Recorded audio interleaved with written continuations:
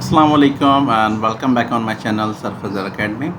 Today we have topic from the grammar class and that is sentence. आज हम समझते हैं कि sentence क्या होता है। चलो वीडियो शुरू करते हैं।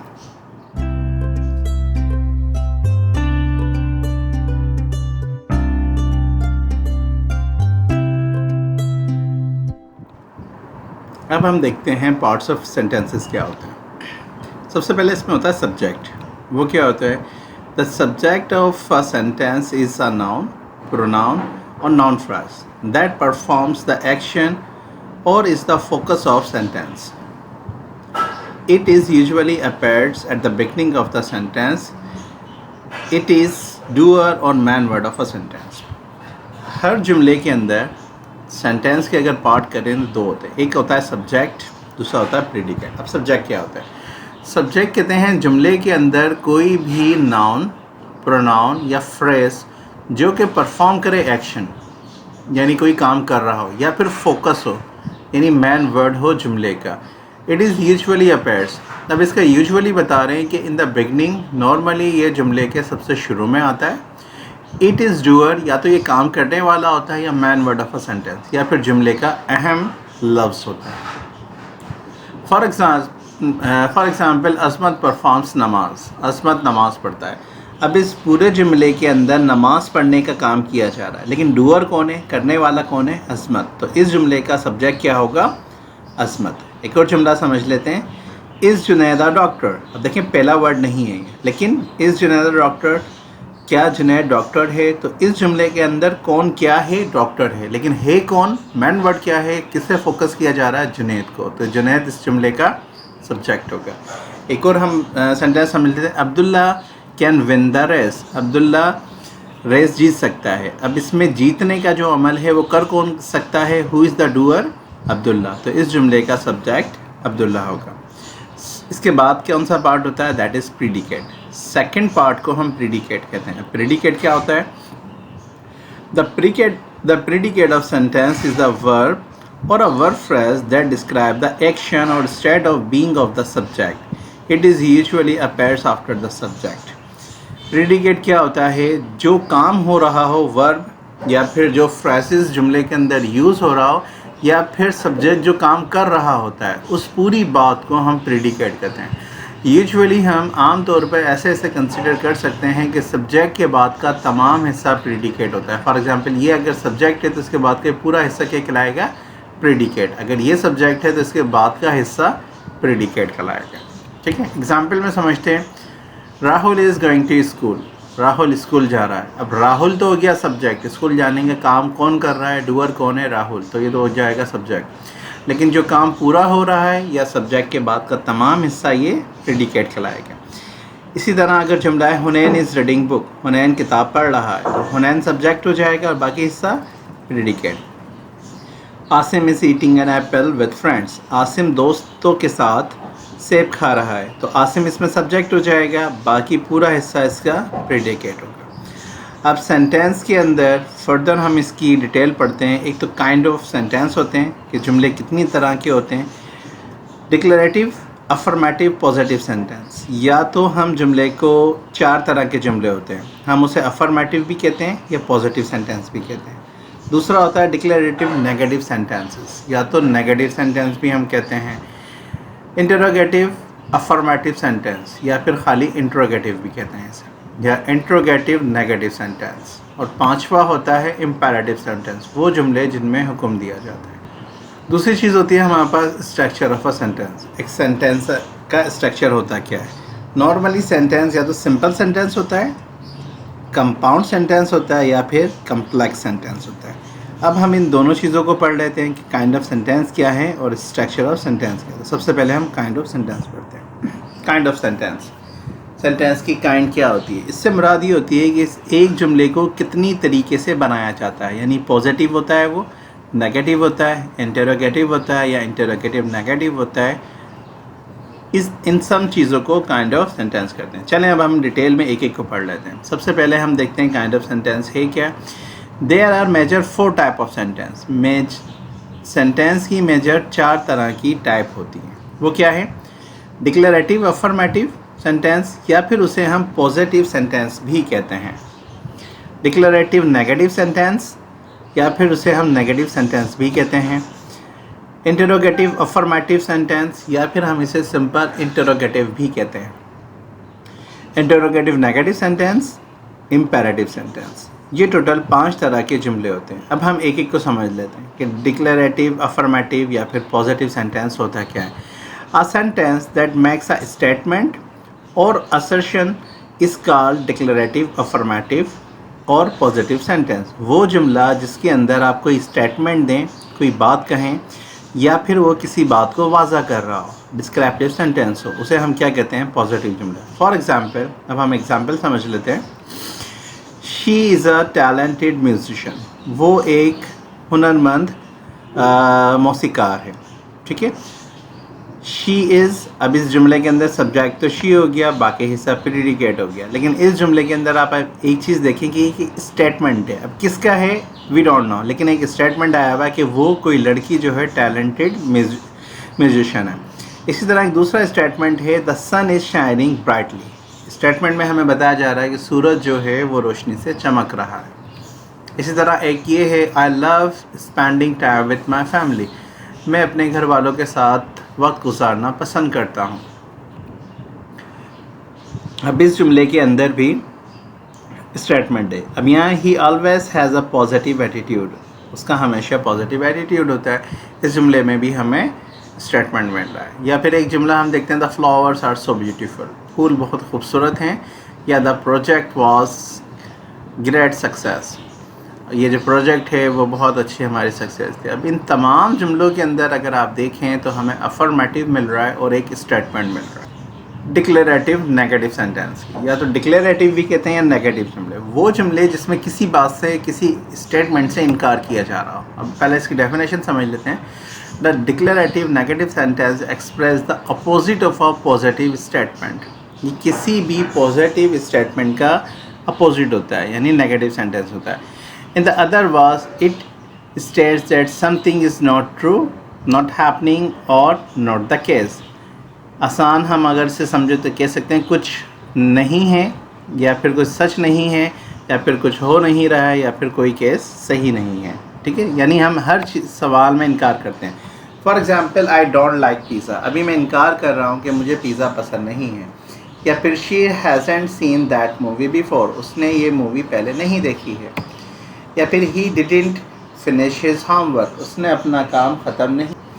या फिर जुमला है the dog didn't bark at the mailman, dog जो है वो पोस्टमैन पे या मेलमैन पर नहीं भौंका था। They aren't coming to the party, वो पार्टी में नहीं आ रहे हैं। यू शुडेंट या you should not eat too much sugar, तुम्हें बहुत ज़्यादा या इतनी ज़्यादा शुगर नहीं खाना चाहिए। ठीक है, इन जुमलों के अंदर आप देखें सारे नेगेटिव है, इन्हें हम नेगेटिव कहते हैं। या फिर एक और जुमला है I can't go to the concert tonight, मैं आज कॉन्सर्ट में नहीं जा सकता। या I am not asking question from you, मैं आपसे सवाल नहीं पूछ रहा हूँ। इन सब जुमलों के अंदर कहीं ना कहीं इनकार है। सेकंड क्या होता है? थर्ड वन होता है इंटरोगेटिव अफर्मेटिव सेंटेंस, वो जुमले जिनमें कोई सवाल पूछा जाए। क्या होते हैं ये? पहला डेफिनेशन समझते हैं। एन इंटरोगेटिव अफर्मेटिव या फिर interrogative sentence is use to ask a question or request information. It is a sentence that requires a response or an answer from the person being addressed. अब affirmative sentence क्या होता है? affirmative sentence कहते हैं कोई सवाल पूछने को या फिर रिक्वेस्ट करने को किसी इंफॉर्मेशन से, यानी कोई हम दरख्वास्त करते हैं किसी से कोई इंफॉर्मेशन लेने के लिए।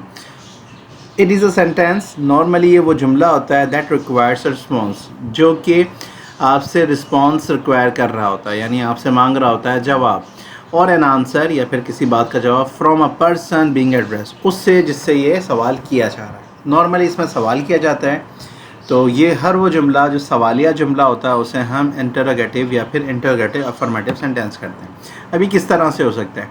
What is your name? देखें, इसमें एक इन्फॉर्मेशन ली जा रही है कि आपका नाम क्या है। या फिर दूसरा है why did you quite your job, आपने अपनी जॉब क्यों ख़त्म कर दी थी। अब इसमें भी सवाल पूछा जा रहा है। नॉर्मली इसमें हमने अपनी पंचुएशन की क्लास में पढ़ा था तमाम साइंस को, तो उनमें से ये भी साइंस यूज़ होते हैं। इंट्रोगेटिव में हमेशा क्वेश्चन मार्क यूज़ होता है। या फिर एक जुमला ये है, हैव यू सीन माई की, क्या तुमने मेरी चाबियाँ देखी हैं। या फिर एक सवाल है, इज़ इट रनिंग आउटसाइड, क्या बाहर बारिश हो रही है। या एक सवाल है, how do you make a pizza, आप पिज़्ज़ा कैसे बनाते हो। या एक सवाल है, where did you go yesterday, आप कहाँ गए थे यस्टरडे। या जुमला हो, आर यू फीलिंग ओके, क्या तुम सही महसूस कर रहे हो। या van will the concert start, concert कब शुरू होगा। अब इन सब जुमलों के अंदर हम कुछ ना कुछ सवाल कर रहे हैं, या तो हम आस्क क्वेश्चन है, या तो हम सवाल पूछ रहे हैं, या रिक्वेस्ट इन्फॉर्मेशन है, उसके अंदर हम इंफॉर्मेशन मांग रहे हैं। नेक्स्ट देखते हैं कौन सी टाइप है, दैट इज़ इंटरोगेटिव नेगेटिव, वो जुमला जिसमें सवाल में ही इनकार हो।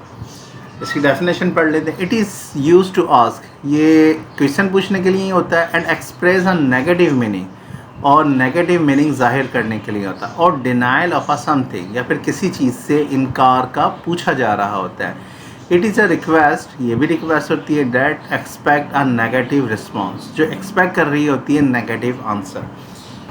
फॉर एग्ज़ाम्पल हम कहते हैं, आरंट यू फीलिंग वेल, क्या तुम अच्छा महसूस नहीं कर रहे। या फिर जुमला होता है, कांट यू स्विम, क्या तुम तैर नहीं सकते। डोंट यू लाइक पिज़्ज़ा, क्या तुम्हें पिज़्ज़ा पसंद नहीं, या क्या तुम पिज़्ज़ा पसंद नहीं करते। Don't we have any milk left, क्या दूध नहीं बचा है या दूध नहीं रहा है। हैवेंट दे अराइव्ड येट, क्या वो अब तक नहीं आए हैं। अब हर जुमले में सवाल में ही इनकार हो रहा है। हैज़न्ट इट स्टॉप रेन, क्या अब तक बारिश नहीं रुकी है। इज़न्ट इट ब्यूटीफुल डे, क्या आज का दिन अच्छा या खूबसूरत नहीं है। Didn't she finish her homework, क्या उसने अपना काम ख़त्म नहीं किया है। इन तमाम जुमलों के अंदर हम सवाल में ही इनकार कर रहे होते हैं। जैसे फॉर एग्जांपल एक सवाल तो ये होता है, क्या तुम तैर सकते हो, या फिर एक सवाल में इनकार होता है, हम पूछ लेते हैं क्या तुम नहीं तैर सकते, तो वो जुमले इंटरोगेटिव नेगेटिव में काउंट होते हैं। इम्पेरेटिव सेंटेंसेस, अब हम देखते हैं इम्पेरेटिव सेंटेंसेस क्या होते हैं।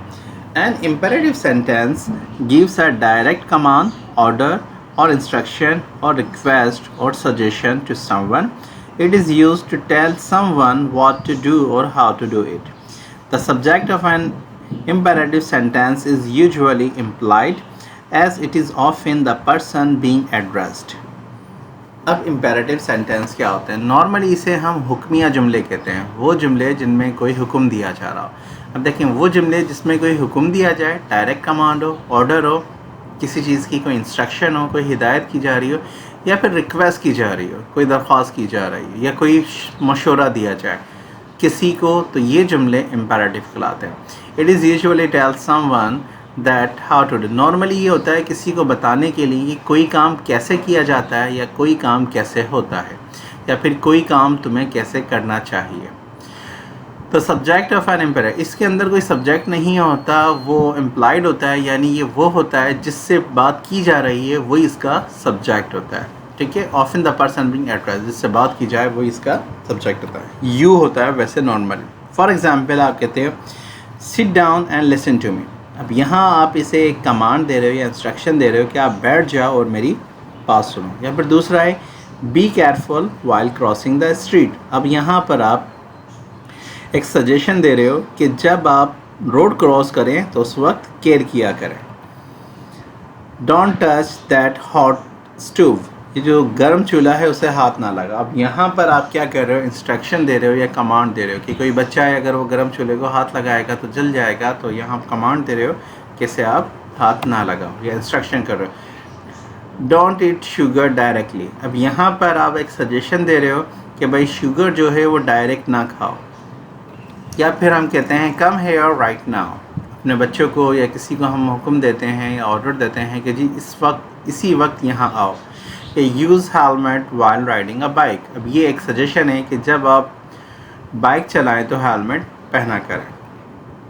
Please pass me the salt, अब यहाँ रिक्वेस्ट हो गई, किसी से आप कहते हैं बासु का टेबल पर बैठे थे, हम रिक्वेस्ट करते हैं कि भाई हमें नमक देना, तो you can use imperative in request too. या be quiet in the public library, अब यहाँ पर एक जनरल इंस्ट्रक्शन है या सजेशन है कि जब आप पब्लिक लाइब्रेरी में हो तो खामोश रहा करें। तो इसके अंदर कोई सब्जेक्ट नहीं होता है, डायरेक्ट वर्ब होता है प्लस ऑब्जेक्टिव होता है। This is imperative sentence. Next topic देखते हैं सेंटेंस का, that is structure of sentence. Sentence का स्ट्रक्चर क्या होता है। स्ट्रक्चर ऑफ सेंटेंसेस पढ़ लेते हैं। इसके अंदर क्लॉज होती है। क्या क्लॉज किसे कहते हैं? Clause is a group of the word that contains a subject and a predicate and can function as a sentence or as a part of a larger sentence. It is also be considered as a smallest unit of a sentence.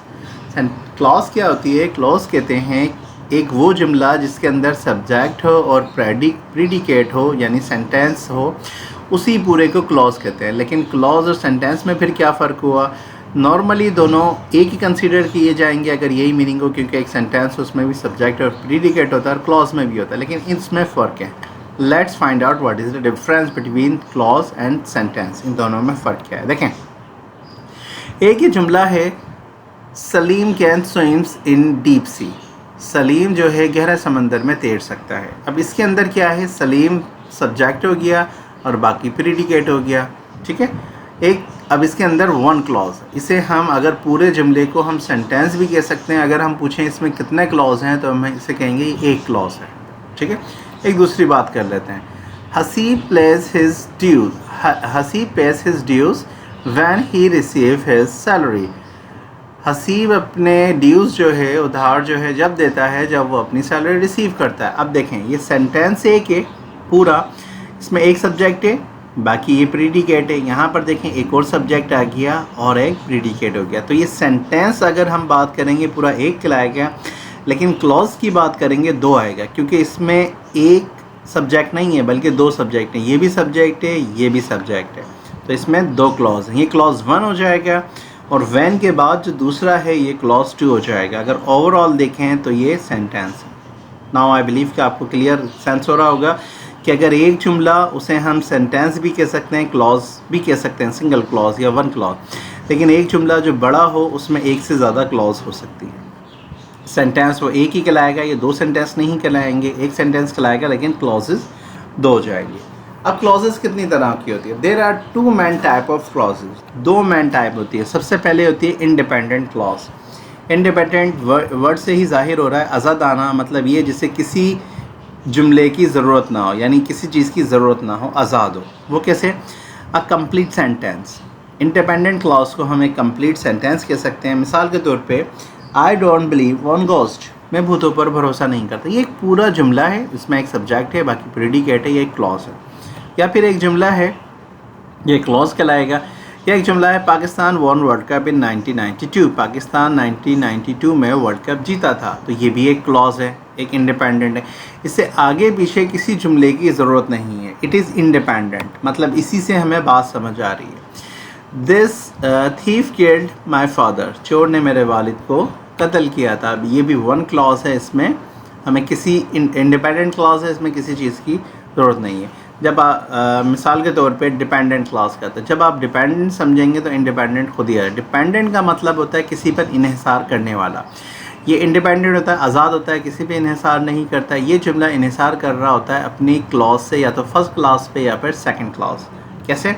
अब देखते हैं हम. Part of sentence, इसे हम part of sentence भी कह लेते हैं. मतलब ये तो पूरा कंप्लीट सेंटेंस होता है और ये पार्ट ऑफ सेंटेंस होता है. कैसे? Yesterday I went to bed early because I was so tired. अब ये पूरा एक जुमला है. ठीक है, पूरा का पूरा एक जुमला है जिसके अंदर हम दो क्लॉज कह सकते हैं. एक क्लॉज ये है, एक ये सब्जेक्ट है पूरा है, फिर बिकॉज के बाद एक दूसरा क्लॉज शुरू है. दो क्लॉज हैं और ये जुमला एक है. अब इसमें एक इंडिपेंडेंट क्लॉज है और एक डिपेंडेंट क्लॉज है. ये इंडिपेंडेंट क्लॉज है. Yesterday I went to bed early. अगर हम इतनी बात कहें तो यहाँ पर बात पूरी हो रही है. लेकिन सेकंड में देखें, because I was so tired, क्योंकि मैं बहुत थका हुआ था. अब ये डिपेंडेंट है इसका कि ये जुमला इसलिए बोला जा रहा है क्योंकि यहाँ पर इसको एक्सप्लेन किया जा रहा है कि जी अर्ली क्यों गए थे, क्योंकि मैं थका हुआ था. ये इस पर डिपेंड कर रहा है. अगर ये जुमला नहीं होता तो ये जुमला भी मायने खैस नहीं बनता. मिसाल के तौर पे student leave school as they finish their work. Student school से चले गए थे जब उन्होंने अपना काम कर लिया. दे फिनिश देयर वर्क, ये भी एक जुमला है. स्टूडेंट लीव स्कूल, ये भी एक. लेकिन इन दोनों को मिलाते हैं तो ये इसकी फर्स्ट क्लास है, ये सेकंड क्लास है, या फिर एक इंडिपेंडेंट क्लास है, एक डिपेंडेंट क्लास है. ये जुमला इसके साथ मिलकर बन रहा है कि स्कूल से जाने की वजह क्या थी कि उन्होंने अपना काम कंप्लीट कर लिया था. फॉर एग्जांपल, रोमेला फाउंड योर की वेयर यू ड्रॉप्ड इट। रोमेला ने आपकी चाबी वहाँ से पाई जहाँ आपने गिराई थी। अब ये जो जुमला है ये इसका डिपेंडेंट जुमला है, ठीक है। मतलब रोमेला ने, अब यहाँ रोमेला फाउंड योर की, ये तो एक जुमला हो गया, एक क्लॉज हो गया, और ये इंडिपेंडेंट क्लॉज होगा, और ये डिपेंडेंट है यानी ये इस पर डिपेंड कर रहा है। I have left her because she was greedy girl. मैंने उसे छोड़ दिया क्योंकि वो एक लालची लड़की थी। अब छोड़ने का जो रीज़न है यहाँ, ये किस पर डिपेंड कर रहा है, इस पे, कि रीज़न क्या आता है, दिस वन, यानी ये इस पर डिपेंड करता है। ये इंडिपेंडेंट क्लॉज है और ये डिपेंडेंट क्लॉज है। अब हम फर्दर पढ़ते हैं इस स्ट्रक्चर ऑफ सेंटेंस। सेंटेंस का क्या था, एक सिंपल सेंटेंस क्या होता है, it contains one independent clause and express a complete thought, and it depend an independent clause consists of one subject and one predicate, and it can also stand alone as a sentence. Simple sentence are the building blocks of the compound sentence and more complex sentence, and are often used to convey a clear and concise message. Further हम structure पढ़ते हैं जुमले का। Simple sentence, simple sentence में clause होती है, एक clause होती है, और वो कौन सी होती है, इंडिपेंडेंट क्लॉज होती है। अच्छा जी, ये सिंपल सेंटेंस है, एक इंडिपेंडेंट क्लॉज को रखता है अपने अंदर, और इंडिपेंडेंट क्लॉज क्या होती है वो आपको पता है, वो जो कंप्लीट सेंस दे रही होती है, और इसके अंदर एक सब्जेक्ट होता है, वन सब्जेक्ट होता है, वन प्रेडिकेट, और एक प्रेडिकेट होता है। ये अकेले भी हो सकती है जुमले के अंदर, और ये बिल्डिंग ब्लॉक होते हैं, यानी ये वो ब्लॉक होते हैं जिससे कंपाउंड सेंटेंस या फिर कम्प्लेक्स सेंटेंस बन रहा होता है, ठीक है। और ये मैसेज कंसाइजली और पूरा मैसेज देने के लिए सिंपल सेंटेंस यूज़ होता है।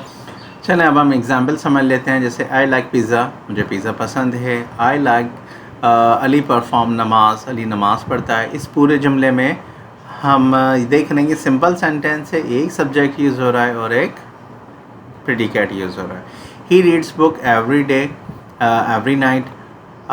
The baby is crying loudly, baby तेज़ से चिल्ला रहा है। My car and bike has been stolen, police chase the thief and arrested. अब देखें ये जुमला तो बहुत बड़ा है, लेकिन इसके अंदर सब्जेक्ट एक यूज़ हो रहा है, police chase the thief and arrested. दो सब्जेक्ट नहीं है, क्योंकि हमें पता है कि सिंपल सेंटेंस जो है या फिर वन क्लॉज जो है उसका मतलब ये होता है कि एक सब्जेक्ट हो और एक प्रीडिकेट हो। इसमें एक ही सब्जेक्ट है और प्रीडिकेट, पूरा का पूरा जुमला प्रीडिकेट कहलाएगा। हालांकि ये जुमला देखें बहुत बड़ा है, लेकिन सिंपल सेंटेंस कहलाएगा। क्यों?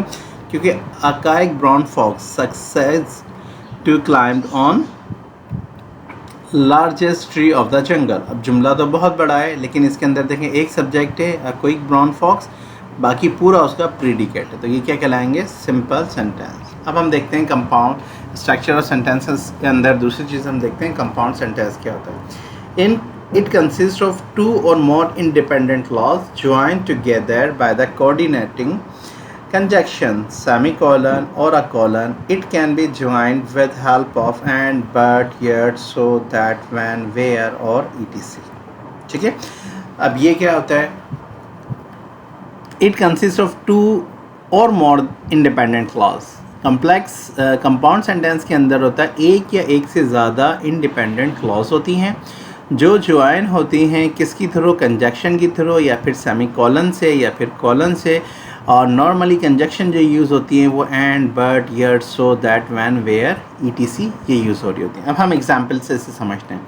यानी इसमें एक जुमला ये है, आई वैन टू द स्टोर, मैं इस स्टोर पे गया था, और दूसरा जुमला ये है, द स्टोर वाज क्लोज्ड। अब देखिए ये इसमें सब्जेक्ट आ गया और ये पूरा प्रीडिकेट है, इसमें ये सब्जेक्ट हो गया, ये प्रीडिकेट। लेकिन अगर इसके बीच में हम बट लगा देते हैं, for example I went to the store but the store was closed, अब ये कंपाउंड सेंटेंस बचा है, क्योंकि ये एक इंडिपेंडेंट क्लॉज थी और ये एक इंडिपेंडेंट क्लॉज थी, लेकिन इन दोनों को जब मिला दिया तो ये क्या हो गई, कंपाउंड। कंपाउंड का मतलब होता है एक से ज़्यादा।